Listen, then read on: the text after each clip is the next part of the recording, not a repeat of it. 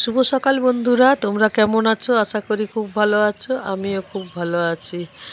আজ সকালে জামা কাপড় ভেজানোর থেকে শুরু করছি ব্লগটি। কয়েকদিন থেকেই গঙ্গা আসছে না। আজকে জন্মাষ্টমীর পুজো, কিন্তু উপায় নেই, অনেকগুলো জামা কাপড় জড়ো হয়ে গেছে আর বৃষ্টিও পড়ছে প্রত্যেক দিন। তাই কাপড়গুলো ভাবলাম আজকে কেচেই নিই। জামা কাপড় তো আমার ডেলি কাচা হয়, কোনো দিনই বাদ হয় না, কিন্তু বৃষ্টির জন্য, আর আজ তো অষ্টমী, সেই জন্য ভাবছিলাম কাচবো না। সকালবেলা দেখলাম একটু মেঘ পরিষ্কার আছে, বৃষ্টি হয়নি, তাই ভাবলাম জামা কাপড়গুলো সব ভিজিয়ে দিই। চলো তাইলে জামা কাপড়গুলো সব ভিজিয়ে দিই। কিছুগুলো জামা কাপড় কেচে নিলাম, কেচে মেলে দিলাম, আর কিছুগুলো এখন রেখে দিয়েছি। দেখি যদি গঙ্গা আসে, আর যদি না আসে তখন আমি আবার কাচাকাচি করব। ততক্ষণ অন্য কাজগুলো সেরে নিই। আজ তো কয়েকদিন ধরেই ও আসছে না, কিন্তু রোজই আশা করছি আজকে আসবে। বৃষ্টিও খুব পড়ছে, বৃষ্টির তো ছুটি নেই। একটু রোদ রোদ দেখা দিল, আবার দেখছি বৃষ্টি পড়ছে, কখনো রোদ কখনো বৃষ্টি। গঙ্গাকে আমি কতবার বলেছি, না আসলে একটু সকাল সকাল ফোন করে দিবি, তাহলে আমি ভোরবেলা উঠি সব কাজগুলো সেরে নিতে পারি, কিন্তু সে কিছুতেই শুনবে না। ছেড়ে নিলাম, খাবার জলগুলো ভরে নেই। আজ তো জন্মাষ্টমীর উপোস, তাই কাপড় জামা ছেড়েই জলটা ভরছি। এমনিতেও প্রতিদিন আমি কাপড় জামা ছেড়েই জল ভরি। আর ফুলগুলো তুলে নেব। জল টল ভরে নিয়ে শ্রীমাকে একটু পরিষ্কার পরিচ্ছন্ন করে দিলাম। মায়ের ফটোটা একটু ঝেড়ে মুছে পরিষ্কার করে দিলাম। মাকে মুছে পরিষ্কার করে নিয়ে মায়ের বাসি ফুলগুলো নামিয়ে নেব। আর আজ যে ফুলগুলো তুলেছি সেই ফুলগুলো মায়ের উদ্দেশ্যে নিবেদন করব। আর তোমাদের তো আগেই বলেছি, মা ছড়িয়ে ছিটিয়ে ফুল দেওয়া একদম পছন্দ করেন না, তাই একটি পাত্রে ফুল দিয়ে মায়ের উদ্দেশ্যে দেখো একটা কি সুন্দর কলার ফুল হয়েছে, কত বড় ফুলটা হয়েছে, আর দেখতে কি সুন্দর লাগছে। দেখো চারদিকে কলাগুলো ছড়িয়ে আছে। এইদিকে কতগুলো পুঁই গাছের চারা হয়েছিল, সেই দিনকে বাগানটা পরিষ্কার করে আর চারাগুলো লাগিয়েছি। বাগানে যাই, গোলাপ গাছটা দেখি কি অবস্থায় আছে। বাগানে গত 2 বছর এত পুঁই শাক হয়েছিল যে নিজেরাও যত খেয়েছি অন্যদেরও তত দিয়েছি। পুঁই গাছগুলো বৃষ্টির জলে লেগে গেছে। সেদিন এখানটা পরিষ্কার করলাম, কি জংলা ঘাস, কিন্তু বৃষ্টির জলে নরম হয়েছিল, পরিষ্কার করতে বেশি কষ্ট হয়নি। আলগা হাতে তুলতে তুলতেই উঠে যাচ্ছিল। গোলাপ গাছটা ফুল আর কড়িতে একদম ভরে গেছে। মাঝে মাঝে আমাকে আসতে হয়, নাহলে জঙ্গলে ভরে যায়। চলো আবার ওইদিকে যাই, দেখি কে কি করছে। ও মনে হয় কোথাও বেরোবে গাড়ি নিয়ে, সেই জন্য গাড়িটা মুছছে। এখানে দেখো দোপাটি গাছগুলো একটু বড় বড় হয়েছে, কিছু আগাছা হয়েছে, আর এই গোলাপ গাছে একটা ছোট্ট কুড়ি এসছে, কালারটা খুব সুন্দর। ও বেরিয়ে গেল, চলো আমি গেটটা লাগিয়ে দিই, তারপর আবার কাজে লেগে পড়ি। গঙ্গা তো আসছে না, এবার সব কাজ শুরু করে দিই। প্রথমে যতগুলো কাপড় বাকি ছিল সেইগুলো আগে কেচে নেব, তারপর ঘর মোছা বাসন ধোয়া সবই আছে। আজ তো জন্মাষ্টমীর পুজো, কিন্তু জন্মাষ্টমীর পুজো তো এবেলা কোথাও হবে না, বিকেলেই হবে। সন্ধ্যাবেলায় যদি বৃষ্টি না পড়ে তাহলে যাবার ইচ্ছে আছে।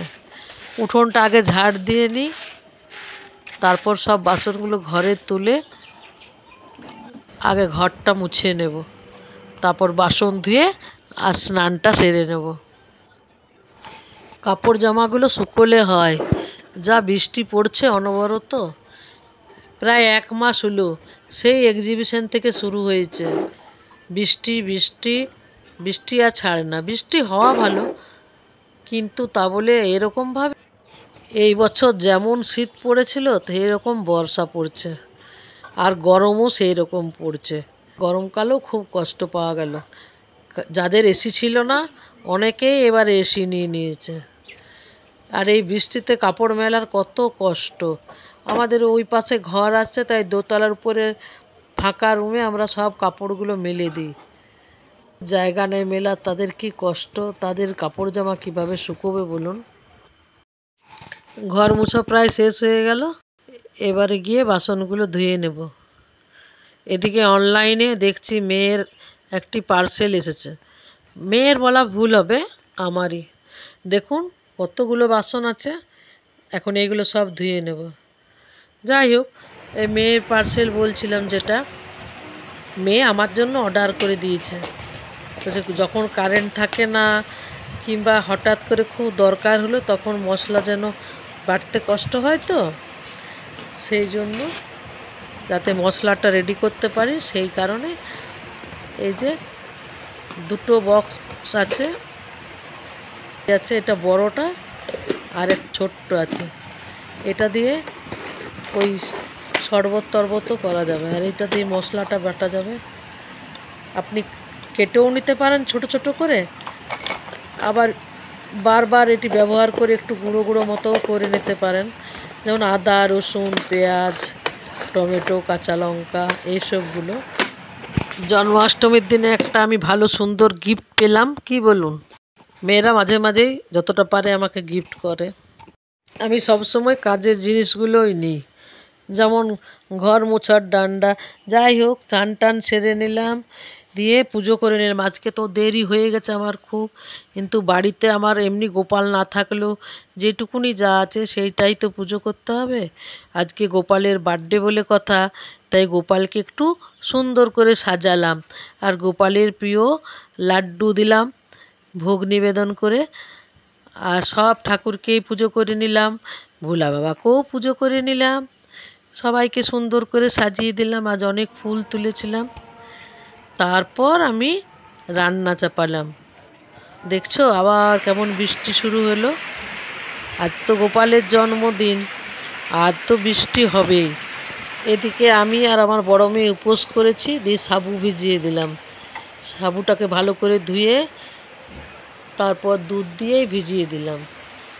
আর ছোট মেয়ে আর ওর বাবার জন্য নিরামিষ ভাত, ডাল, সবজি এগুলো বানিয়ে দিয়েছিলাম। সাবুটা দেখলাম দুধ দিয়ে আর একটু দুধ লাগবে, ভালো করে দুধটা দিয়ে এবার এখন ঢাকা দিয়ে রেখে দেবো। একটু তো টাইম লাগবে ভিজতে, ভিজুক, ততক্ষণ আমরা একটু করে চা করে নিলাম। উপোসের দিন একটু চা না খেলে না মাথাটা ব্যথা হয়ে যায়, তাই একটু চা বানিয়ে নিলাম। তারপর আবার 1-2 ঘন্টা পর সাবুটা কলা তলা দিয়ে মেখে আমরা মা মেয়ে খেলাম। আর এই দিকে দেখো বিকেলবেলায় এ তো উপোস করেনি, আর খাবার দেখে বাবা, মোমো, চপ এসবে তো পাগল। ওর বাবাকে দিয়ে চপ নিয়ে এসেছে, বৃষ্টি পড়ছে এদিকে, উনি এদিকে চপ দিয়ে খাবেন মুড়ি, আবার চাটনিও আনিয়েছে, চাটনি দিয়েও খাওয়া হবে। আর আমরা ভাবলাম সন্ধ্যাবেলায় মন্দিরে যাব, সে আমাদের আজ যাওয়া হলো। বাড়ি থেকে বেরোতেই পারলাম না, বিশাল বৃষ্টি। ভেবেছিলাম মন্দিরের একটু প্রসাদ খেয়ে জল টল খাবো, আমি আর কিচ্ছু খাবো না রাত্রে। যেতে পারলাম না, ভাবলাম এমনিই থেকে যাব। কিন্তু কৃষ্ণর কি মহিমা দেখুন, যারা কোনোদিন আমাদের প্রসাদ দেয়নি তারা আবার বাক্স করে এত প্রসাদ দিয়ে গেল। আমি যেতে পারলাম না শ্রীকৃষ্ণর কাছে, শ্রীকৃষ্ণই আমাকে খাবারের ব্যবস্থা করে দিল।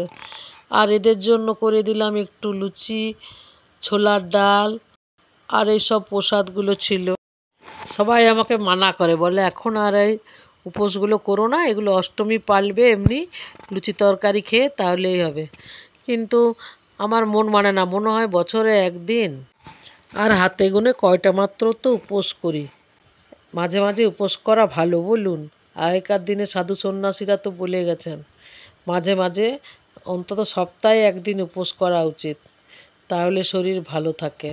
আমি এদিকে লুচি বানাতে বানাতে মেয়ে বলল আমি বাবাকে খাবারটা দিয়ে দিচ্ছি। বলি ভালোই, তোরা বাবাকেও খাবার দে, নিজেও নিয়ে নে। তাই ও আবার বাবার খাবারটা সাজাচ্ছে। মেয়ের এখন বড় হয়েছে, এইসব সাহায্যগুলো আমাকে করলে তবে তো। উপোস করে আছি তো, তাই একটু মেয়ের মায়া হলো, ও বাবাকে খাবার সাজিয়ে দিল। আজকে আর ভিডিওটা বেশি বাড়াবো না বন্ধুরা। জন্মাষ্টমী তোমাদের কেমন কাটলো জানাবে কমেন্ট করে, আর আমার ভিডিওটি শেয়ার করো, সাবস্ক্রাইব করো, আর সবাই সুস্থ থেকো, ভালো থেকো। আবার ফিরে আসবো একটি নতুন ব্লগে। টাটা।